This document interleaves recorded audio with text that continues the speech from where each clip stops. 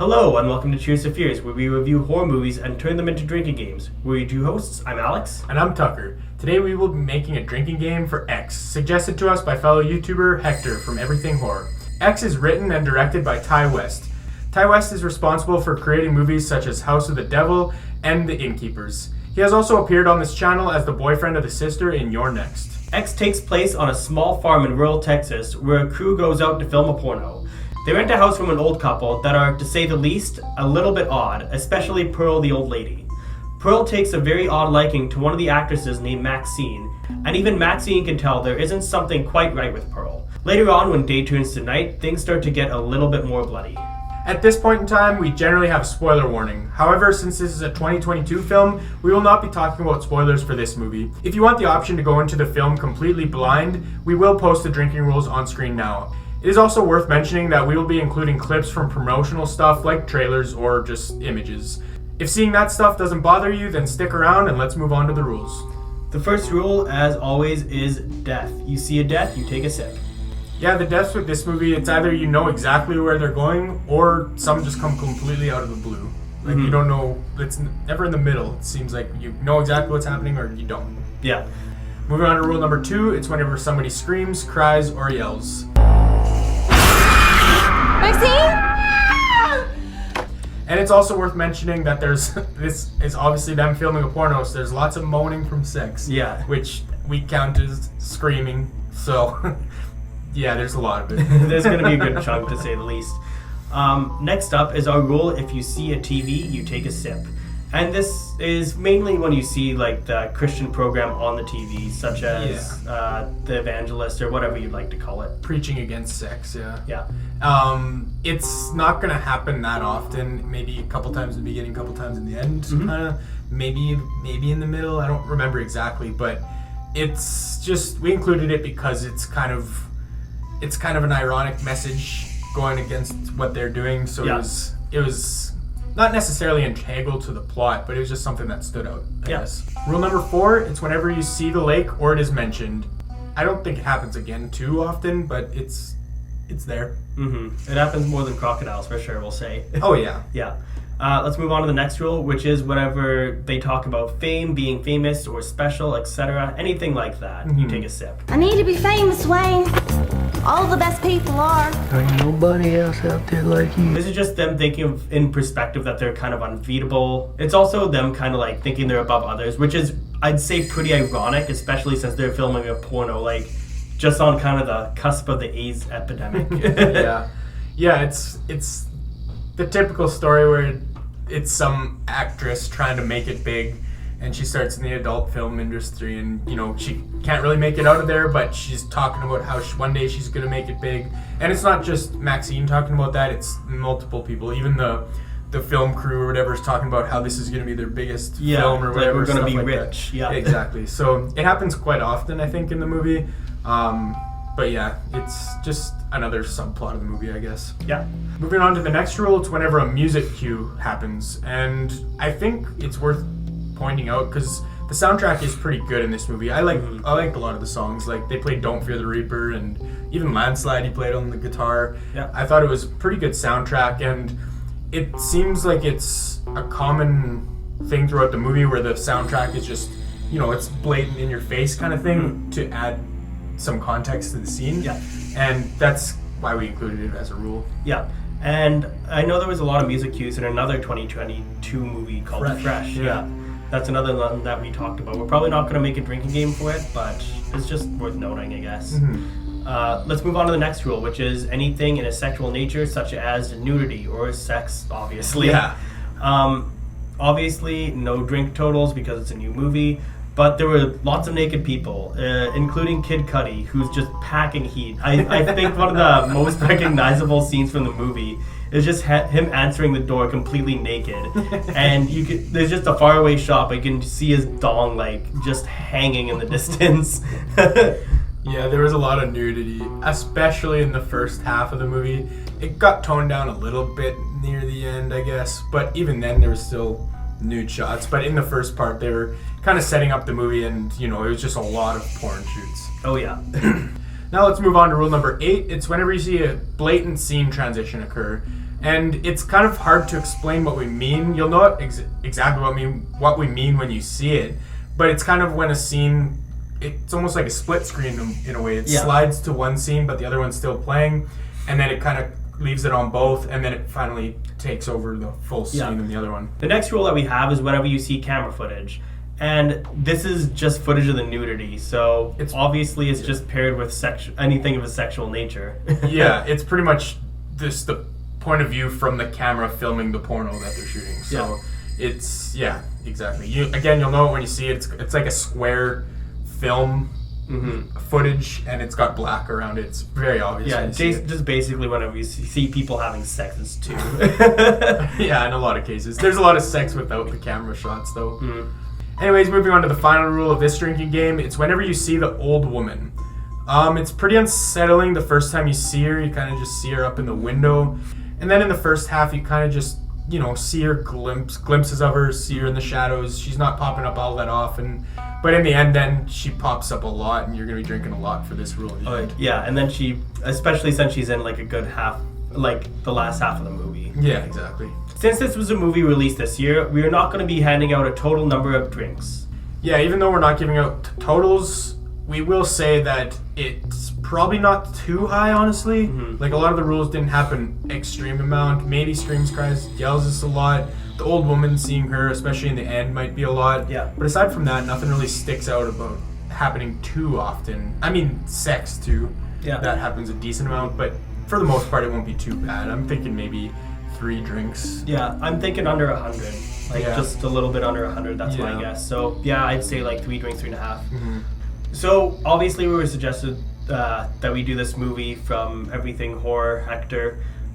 He said we should do a Ty West film, but we really didn't think, obviously we had other options like House of the Devil or Innkeepers, but honestly, we haven't seen any Ty West films. No, and we also both wanted to see X, and it's a 2022 film, so of course we wanted to see that. So that's why we chose this one. And I feel like it's just, the one that's on everybody's mind most recently, obviously, because he just released it this year. So yeah, that's why we chose it. Yeah. It takes place in rural Texas, but filmed in New Zealand, which is kind of odd. It feels very polar opposite. Yeah, but definitely. It also didn't look out of place. Like, it was believable that it was Texas. Oh, yeah. Which I guess it's safe to say that this film is heavily inspired by Texas Chainsaw Massacre. Oh, yeah. Which I feel like is a little bit coincidental, since we were on Hector's podcast a little while ago talking about Texas Chainsaw Massacre, and obviously we didn't know this movie had that similarity.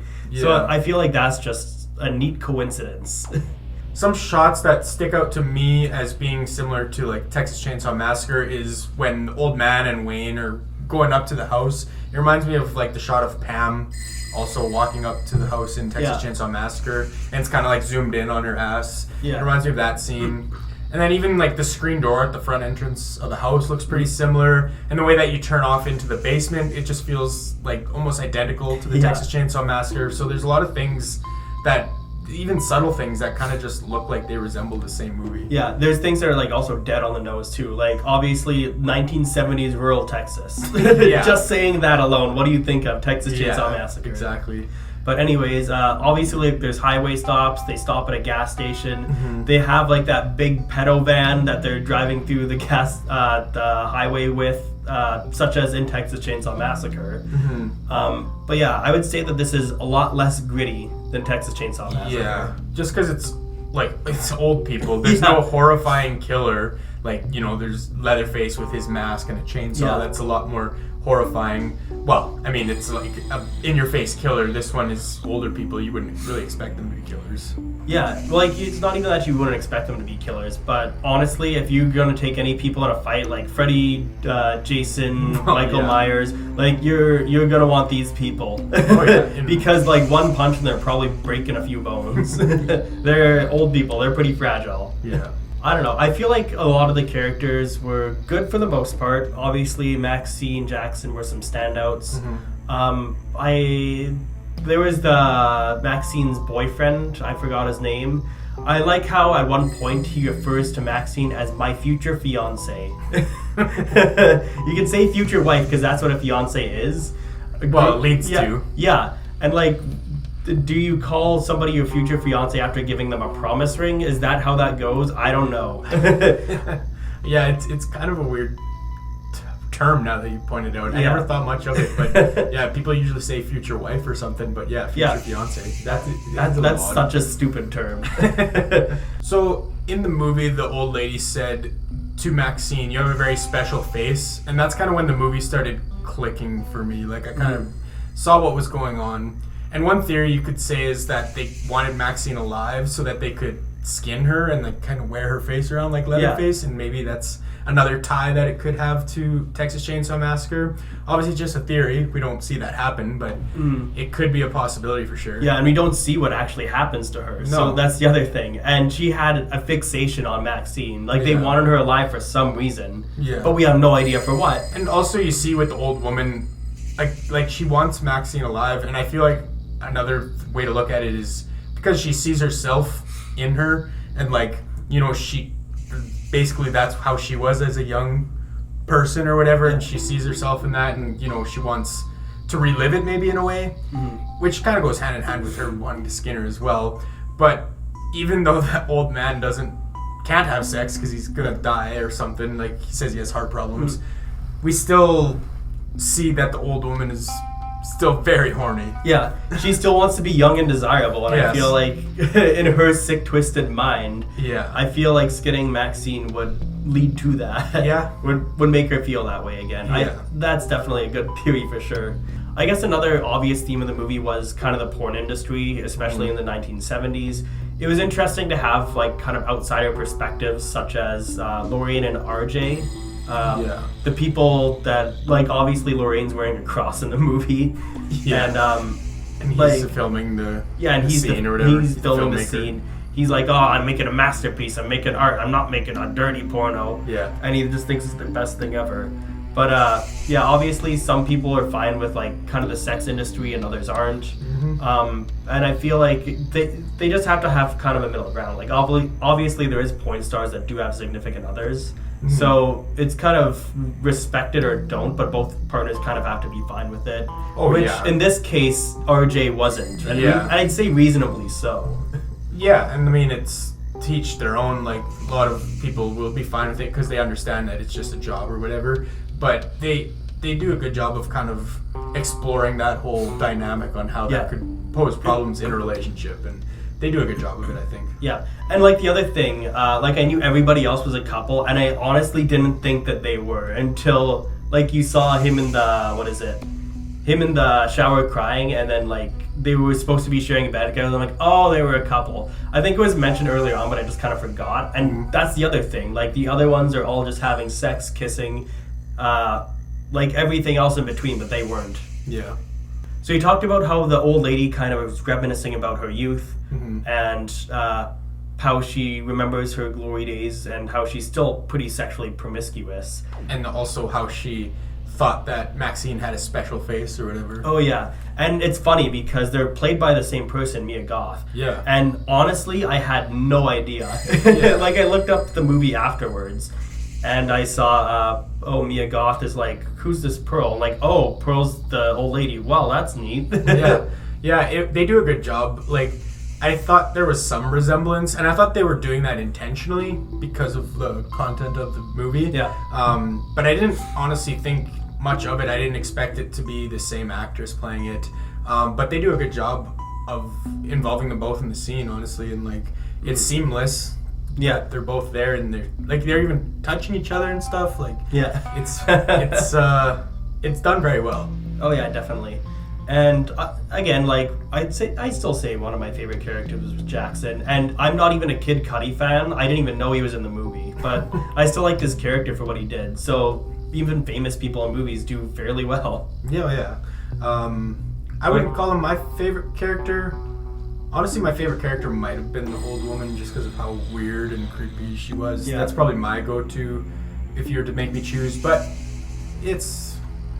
I don't know. It's hard for me to choose a favorite, to be honest. Yeah, well, stay tuned because there's going to be a sequel for this movie. It was shot, like, I think at the same time as this movie. Okay. And it's already in post-production. Is it called Y? Nope, it's called Pearl. Oh. They should have called it Y. And then the third one. I think there's even rumors of a third one actually going to be called Z. So overall, Tucker, what did you think of the movie? I had fun with this movie. It was a lot. Like I went in completely blind, didn't know what I was getting into. I intentionally avoided everybody's review on this movie because I wanted to watch it first. I thought it was a fun movie to watch. Obviously, there was a lot of gore and sex. It was heavily inspired by Texas Chainsaw Massacre, which I always like that kind of theme. Those types of rural Texas movies I enjoy. I definitely want to rewatch it again sometime in the near future, just because I know what the twists is and turns and all of what's going on. So I kind of wanted to watch it again, see if it has stuff leading up to that. But yeah, it's just a fun watch, I would say. Yeah. I mean, obviously mentioning Texas Chainsaw Massacre, I just like how non-gritty it is. Like, when you think of Texas Chainsaw Massacre, you think of like a really messy house, like blood, guts, gore everywhere. Every like scene, Leatherface is just ripping somebody apart. Like, there's kills, but they're not like by means like torturous cannibals or anything like that. It's a lot more, I'd say, clean. It's like polished. I guess a polished Texas Chainsaw Massacre. It's really weird to describe, but it's less raunchy for sure. Yeah. So since this movie was released this year, we will not be giving out a Darwin Award to try and avoid spoilers as much as possible. But if you have any idea who you think should win the Darwin Award, let us know in the comments below. And with all that being said, we hope you enjoyed our look into X suggested to us by Hector from Everything Horror. If you end up playing the game alongside the movie, or if you have any other feedback or suggestions, let us know in the comments below. Also let us know how this holds up in comparison to other Thai West films. Make sure to like and subscribe to our channel so you don't miss the next episode where we are going to be making a drinking game for frailty. If you want to check out our most recent video, click on the box on the top right. Or if you want to see a playlist of all the drinking games and movies we review, click on the box below it. Thanks for tuning in, and this is us saying cheers to fears.